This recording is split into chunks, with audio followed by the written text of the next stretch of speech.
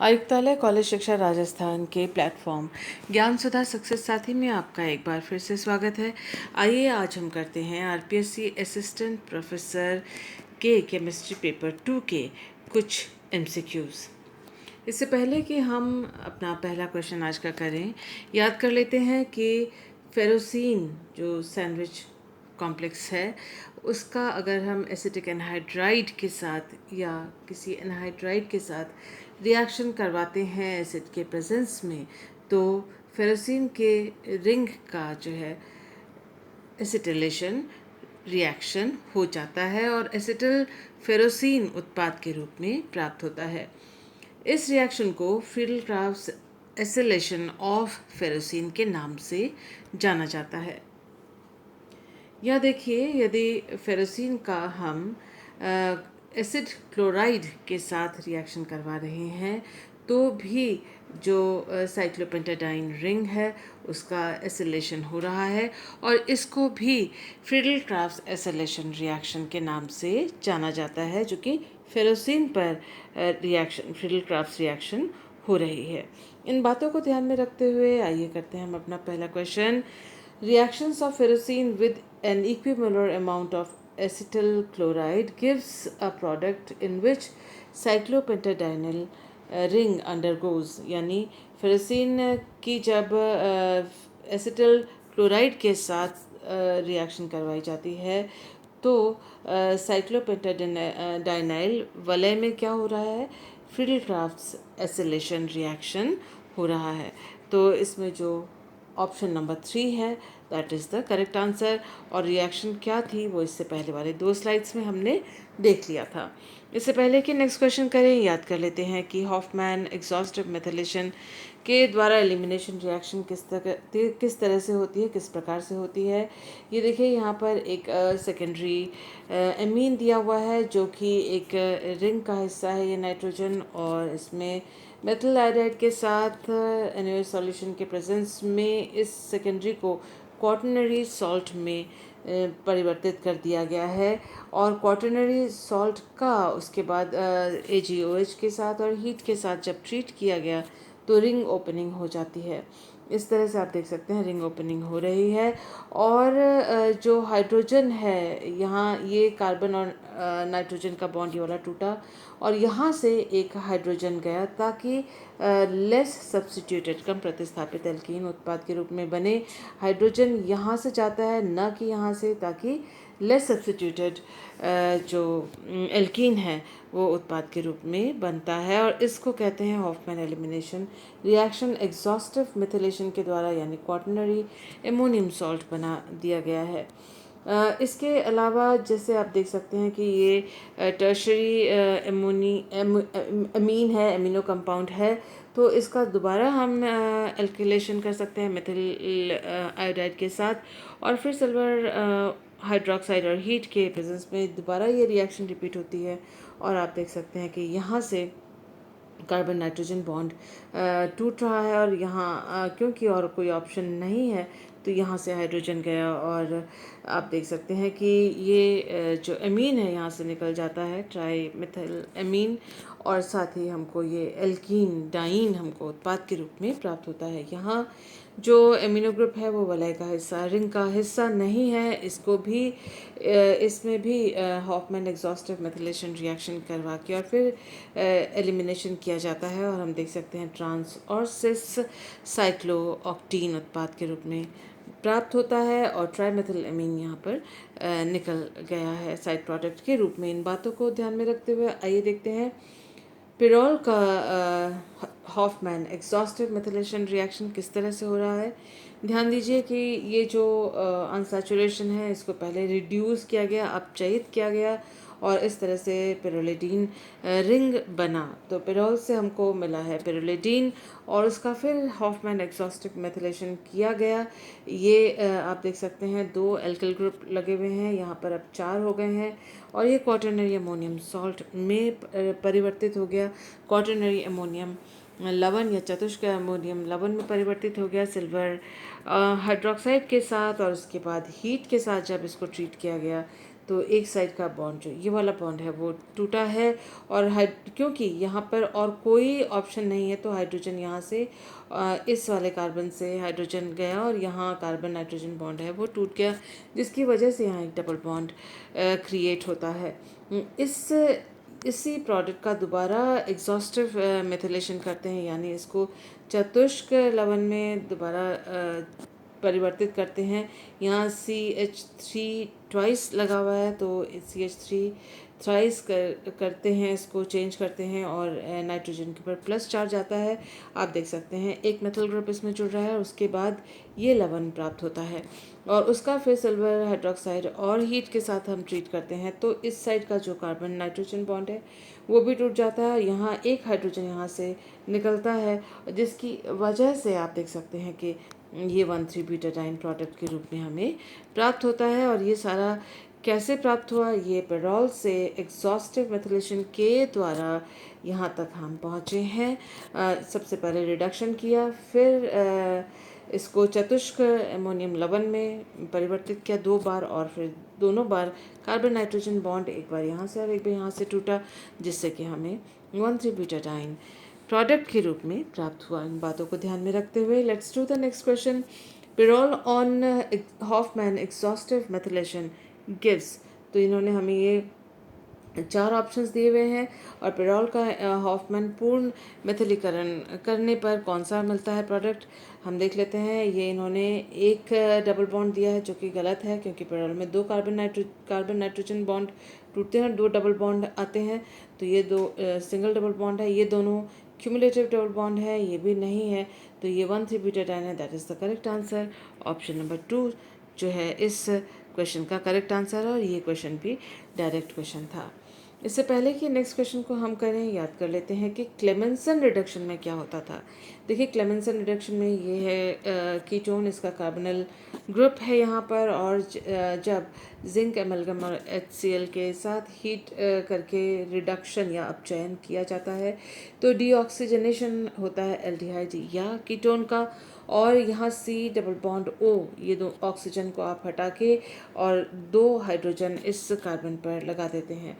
Mechanistic part जो है, mechanism इस तरह से है, आप देख सकते हैं जिंक के ऊपर, जिंक एमलगम के ऊपर आप देख सकते हैं कि कार्बनल जो कार्बन वाला कंपाउंड है उसका जो ऑक्सीजन है उसका जिंक के साथ एक बॉन्ड बनता है। यहाँ एक 1 इलेक्ट्रॉन यहाँ पर 1 इलेक्ट्रॉन रह जाता है, उसके बाद आप देख सकते हैं कि जिंक ऑक्साइड यहाँ से निकल जा रहा है, और जो कार्बन है वो दूसरे जिंक एटम के साथ उसने डबल बॉन्ड बना लिया, C डबल बॉन्ड ZN, और उसके बाद हाइड्रोजन का ट्रांसफ़र यहाँ पर हुआ है, और आप देख सकते हैं कार्बन पर ये हाइड्रोजन जुड़ जाता है या बॉन्डेड हो जाता है।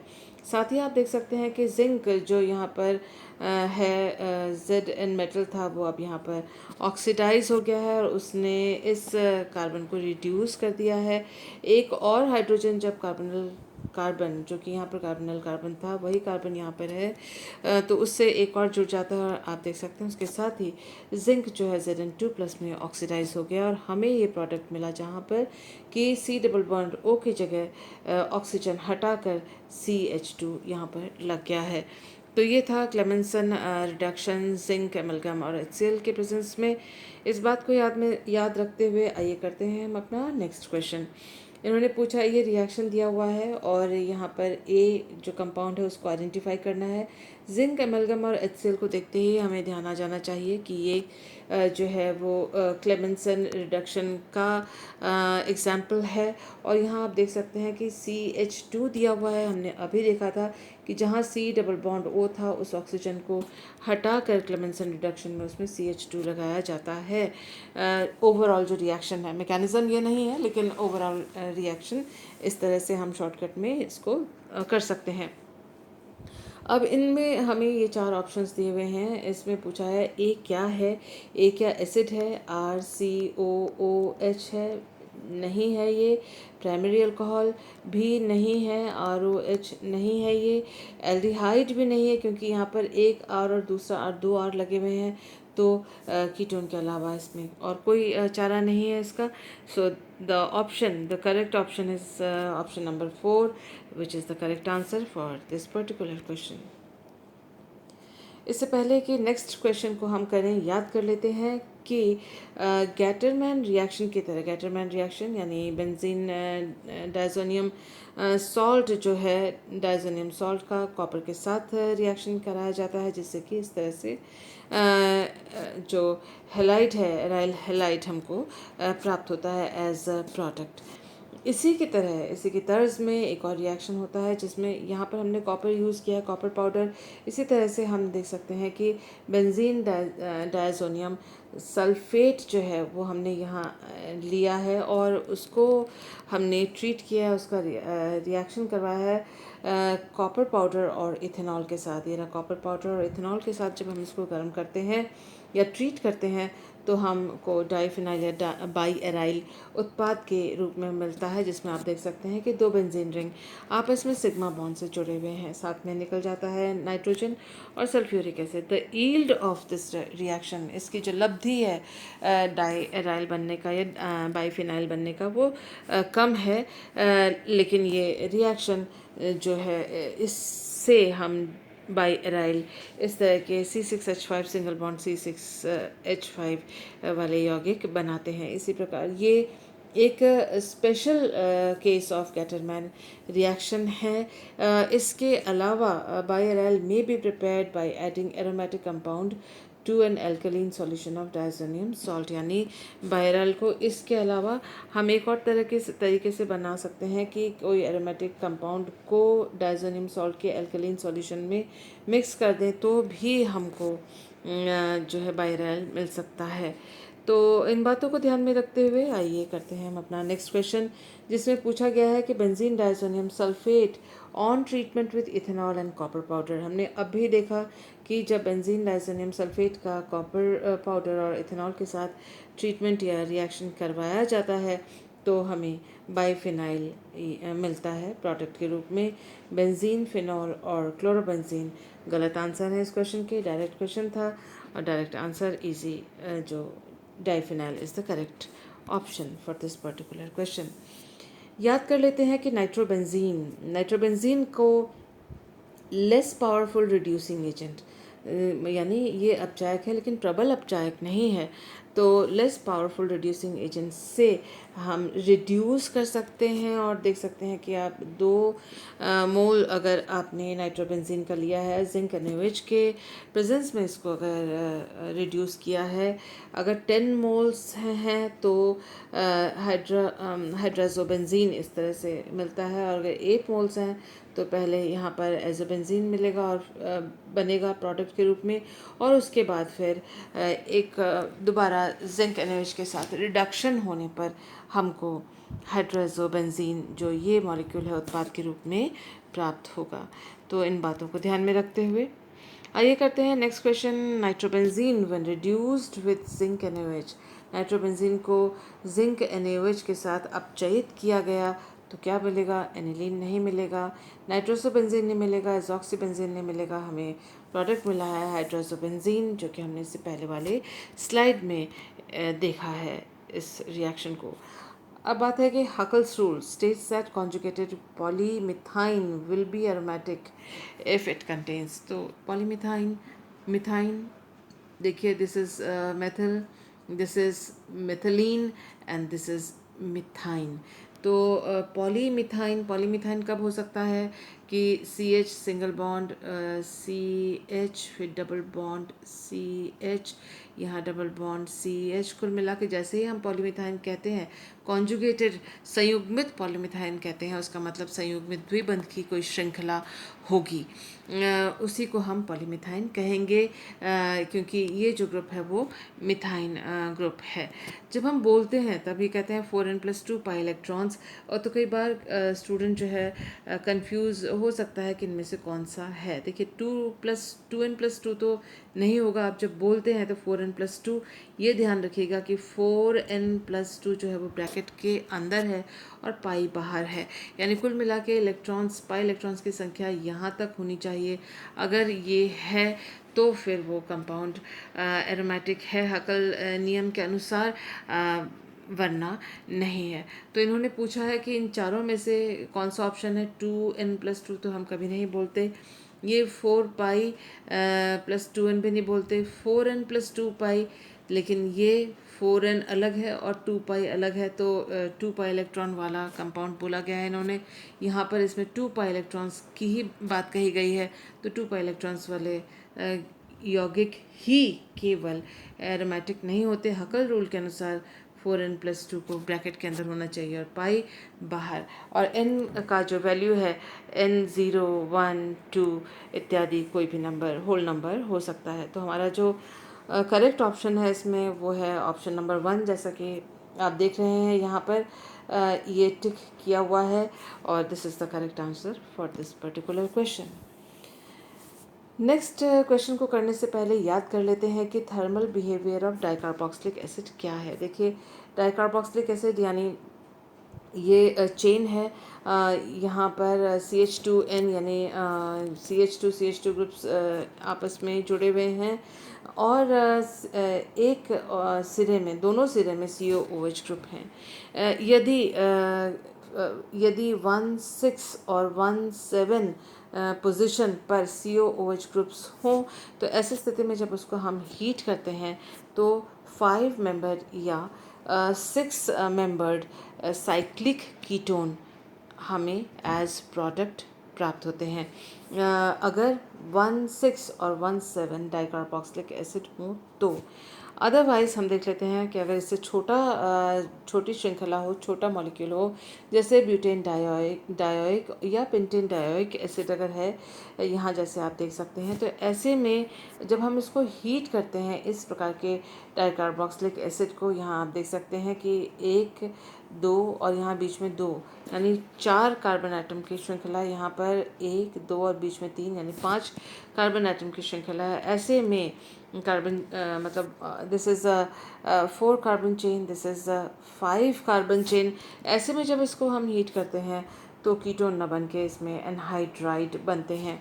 और आप देख सकते हैं कि अगर ये 4 मेंबर्ड चेन है तो इस तरह से 5 मेंबर्ड रिंग एनहाइड्राइड का बनता है, और अगर ये 5 मेंबर्ड चेन है डाइकार्बोक्सिलिक एसिड का, तो 6 मेंबर्ड एसिड 6 मेंबर्ड एनहाइड्राइड, जो साइक्लिक एनहाइड्राइड है, वो उत्पाद के रूप में बनता है। इसी तरह से यहाँ कुछ और एग्जांपल्स भी हैं जिससे आप देख सकते हैं कि ऐसे केस में 5 मेंबर्ड साइक्लिक एनहाइड्राइड उत्पाद के रूप में बनेंगे, क्योंकि यहाँ पर चेन जो है वो छोटी है। इससे भी छोटी अगर चेन हो डाइकार्बोक्सिलिक एसिड का, जैसे कि हम देख सकते हैं ऑक्सालिक एसिड है या फिर प्रोपेन डायोइक एसिड है, ऐसे में जब हम उसको हीट करते हैं तो जो मेन रिएक्शन होती है वो डीकार्बोक्सिलेशन की होती है। जैसे कि आप ऑक्सालिक एसिड में देख रहे हैं, तो ये पूरी चेन ही, मॉलिक्यूल है जो वो डिकम्पोज हो गया है H2O, CO और CO2 में, और यहाँ पर आप देख सकते हैं कि ये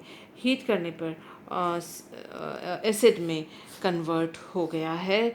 और यहाँ पर जो रिएक्शन मेन है वो है डीकार्बोक्सिलेशन, यानी कार्बन डाइऑक्साइड का लॉस या कार्बन डाइऑक्साइड का निकल जाना। इन बातों को ध्यान में रखते हुए या ये करते हैं हम अपना next question. 1,6 dicarboxylic acid on heating with acetic anhydride. Acetic anhydride के साथ, यानी इसमें अगर हम इसको हीट करते हैं तो डिकार्बोक्सिलेशन तो नहीं होगा, तो क्या बनेगा इसके अंदर? डिकार्बोक्सिलेशन होगा, लेकिन क्या बनेगा इसके अंदर? इसमें साइक्लिक कीटोन बनेगा, और डिकार्बोक्सिलेशन भी होगा इसके अंदर। हीट करेंगे हम एसिटिक एनहाइड्राइड के साथ, और वाटर मॉलिक्यूल भी इसमें से निकल रहा है, तो आप देख सकते हैं कि जो करेक्ट ऑप्शन है वो साइक्लिक कीटोन का इस पर्टिकुलर क्वेश्चन में। बाकी साइक्लिक एनहाइड्राइड, कार्बन सबऑक्साइड या कीटीन इस रिएक्शन में नहीं बनते हैं। हमने इसको इससे पहले वाले जो स्लाइड है उसमें हमने इस चीज़ को देख लिया था। देखिए, यहाँ डिकार्बोक्सिलेशन भी हो रहा है, डिहाइड्रेशन भी हो रहा है, तो इस तरह से जो हमारा आंसर है 1,6 डाइकार्बोक्सिलिक एसिड के लिए वो है साइक्लिक कीटोन इस क्वेश्चन का आंसर। नेक्स्ट क्वेश्चन है जो है हमारी स्क्रीन पे, प्रोटीन्स ऑन एसिडिक और एंजाइमेटिक हाइड्रोलिसिस। तो ये प्रोटीन जो है वो नेचुरली अकरिंग पॉलीमर हैं और ये एल एमिनो एसिड से बने हुए हैं। जब इनका एसिडिक हाइड्रोलिसिस या एंजाइमेटिक हाइड्रोलिसिस किया जाता है तो हमें एल एमिनो एसिड उत्पाद के रूप में प्राप्त होते हैं। So I hope this video was useful to you. Thank you for being with me. All the best for your examinations.